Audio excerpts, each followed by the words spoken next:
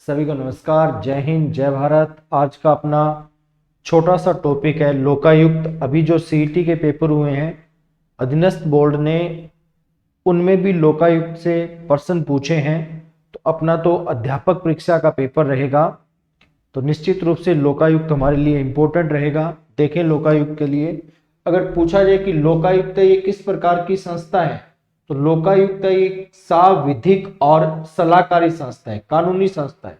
जिस प्रकार केंद्र में लोकपाल का पद होता है, उसी प्रकार राज्य में लोकायुक्त का पद रहे।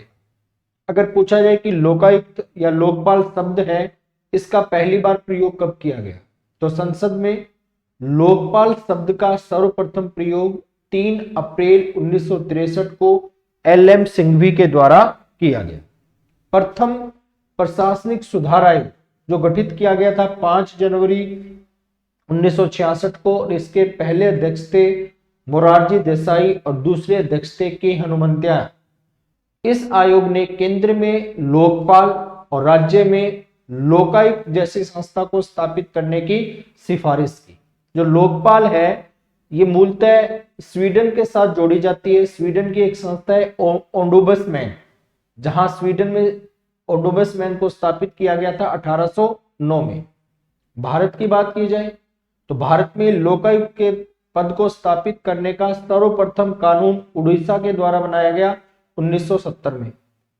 लोकायुक्त के पद को स्थापित करने वाला भारत का पहला राज्य रहेगा महाराष्ट्र 1971 में, और जो सबसे शक्तिशाली लोकायुक्त माना जाता है वो कर्नाटक का माना जाता है। बात करें राजस्थान की, तो अगर पूछा जाए कि राजस्थान में लोकायुक्त को स्थापित करने की सर्वप्रथम सिफारिश किसने की, भारत पर तो किसने की थी, प्रथम प्रशासनिक सुधार आयोग ने की थी।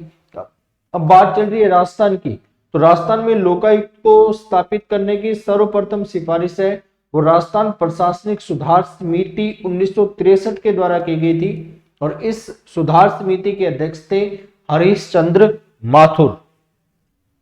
राजस्थान में लोकायुक्त और उपलोकायुक्त अधिनियम कब आया, ये अभी सीईटी में भी पूछा गया है पेपर में।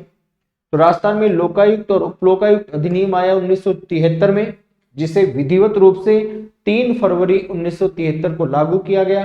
अगर पूछा जाए कि राजस्थान के प्रथम लोकायुक्त ने अपना पद ग्रहण कब किया, तो पहले लोकायुक्त थे ID दुआ, जिन्होंने अपना पद ग्रहण किया था 28 अगस्त 1973 को।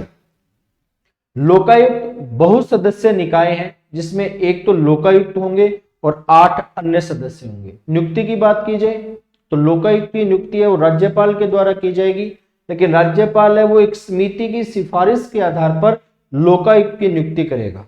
इस समिति में कौन कौन होंगे, तो राज्य का मुख्यमंत्री होगा, विधानसभा में विपक्ष का नेता होगा और उच्च न्यायालय का मुख्य न्यायाधीश होगा। उन्हीं की सिफारिश के आधार पर राज्यपाल के द्वारा लोकायुक्त को नियुक्त किया जाएगा। शपथ दिलवाएगा राज्यपाल। समय से पहले अगर त्यागपत्र देना है लोकायुक्त को, तो त्यागपत्र भी दिया जाएगा राज्यपाल को। कार्यकाल रहेगा 5 वर्ष या 65 वर्ष की आयु तक, जो भी पहले हो। वार्षिक प्रतिवेदन है राज्यपाल को सौंपा जाएगा। वेतन की बात की जाए तो लोकायुक्त का वेतन है वो उच्च न्यायालय के मुख्य न्यायाधीश के समान रहेगा, 2.5 लाख रुपए प्रति माह। पद से हटाना, अगर लोकायुक्त को समय से पहले पद से हटाना है तो कौन हटाएगा, राज्यपाल हटाएगा, लेकिन राज्यपाल अपनी इच्छा से नहीं हटा सकता।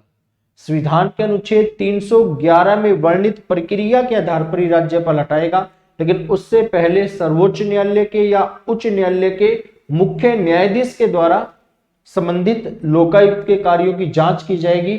अगर उन कार्यों में दोष सिद्ध हो जाता है, उस जांच में दोष सिद्ध हो जाता है, तभी लोकायुक्त को समय से पहले हटाया जाएगा, अन्यथा नहीं हटाया जाएगा। अब देखें, प्रश्न ये पूछा जाता है कि कौन कौन से पदाधिकारी हैं जो लोकायुक्त के दायरे में आएंगे, या लोकायुक्त किन किन पदाधिकारियों की जांच करेगा। और एक प्रश्न ये पूछा जाता है कि वे कौन कौन से पदाधिकारी हैं जो लोकायुक्त के दायरे में नहीं आ रहे, या लोकायुक्त उनकी जांच नहीं करेगा।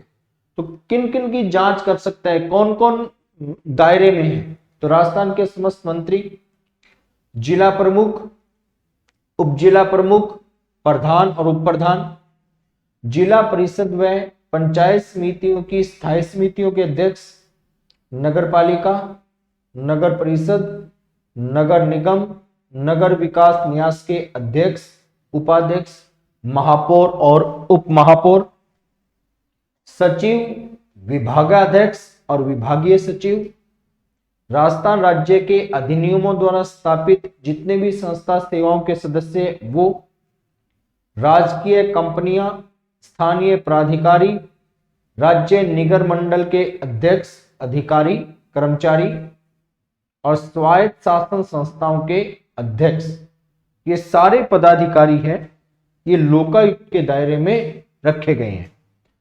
किन्हें नहीं रखा गया है?